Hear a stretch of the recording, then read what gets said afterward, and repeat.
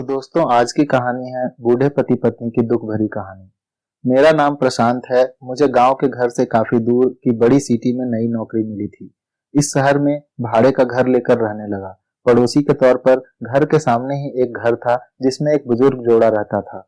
दोनों बिल्कुल अकेले थे, मतलब ना कोई बेटा, न बेटी, न नाती, न पोते, यानी कि संयुक्त परिवार नहीं था। मैं एक संयुक्त परिवार का सदस्य था, इसलिए मुझे अक्सर उनके बारे में विचार आते रहते थे। मुझे देखकर बुरा लगता था, इतनी उम्र होने के बाद भी उनकी देखभाल करने वाला कोई भी उनके साथ नहीं है। जब मैं सुबह ऑफिस के लिए निकलता था तो देखता था कि दादी जी अपने कपकपाते हुए हाथों से दादाजी को चाय देती थी। वैसे ही कपकपाते हाथों में कप लिए दादाजी चाय पीते थे। वहां पर रहते हुए कुछ दिन होने के बाद मुझे पता चला कि यह दोनों मिलजुल के धीरे धीरे घर के सारे काम करते थे। कोई भी उनसे जाकर बात नहीं करता। इतने दिनों में मैंने उनकी आवाज तक नहीं सुनी थी। जब मैं शाम को ऑफिस से घर आता था तब दोनों को घर के आंगन में बैठा पाता था और उन दोनों के ही चेहरों पर थकान साफ साफ पड़ पाता था।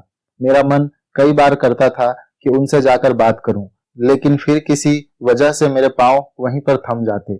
मैं जब जब उन्हें देखता था मुझे मेरे दादा दादी की बहुत याद आती और मैं घर पर फोन लगाकर उनसे बात कर लिया करता। एक संडे जब मुझे ऑफिस में छुट्टी थी तो मैंने देखा दादी जी काम कर रही थी, लेकिन उन्हें रोज की अपेक्षा आज काम करने में कुछ ज्यादा ही तकलीफ हो रही थी। मैंने उनके पास जाकर पूछा, दादी जी आपकी तबीयत तो ठीक है ना? क्या मैं आपकी कोई मदद कर सकता हूँ? उन्होंने प्रतिक्रिया नहीं दी। मैंने दोबारा उनसे पूछा, बताइए दादी जी मैं क्या करूँ आपके लिए? उन्होंने फिर भी कोई उत्तर नहीं दिया। मुझे काफी आश्चर्य हुआ। कुछ मिनटों बाद दादाजी वहां आए और वह भी कुछ नहीं बोले। मैंने ही बात को आगे बढ़ाते हुए कहा, मुझे लगता है कि दादी जी की तबीयत खराब है, इसलिए मैं यहाँ आया हूँ। मैं आपकी मदद करना चाहता हूँ। बताइए मैं कैसे आपकी मदद कर सकता हूँ?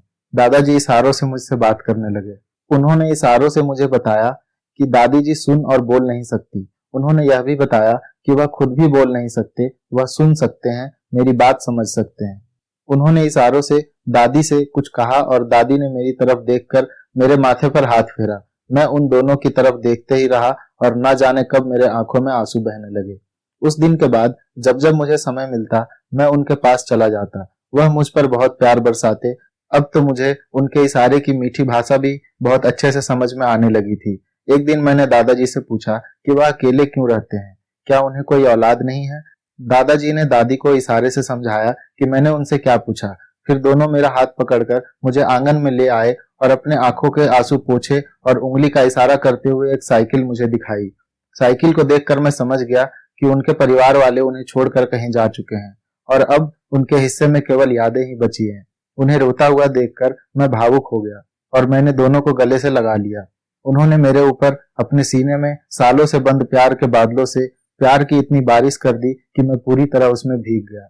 तो दोस्तों ये कहानी आपको कैसी लगी कमेंट करके जरूर बताइएगा और अगर अच्छी लगी हो तो हमारे वीडियो को लाइक और मेरे चैनल को सब्सक्राइब जरूर कीजिएगा। Thank you.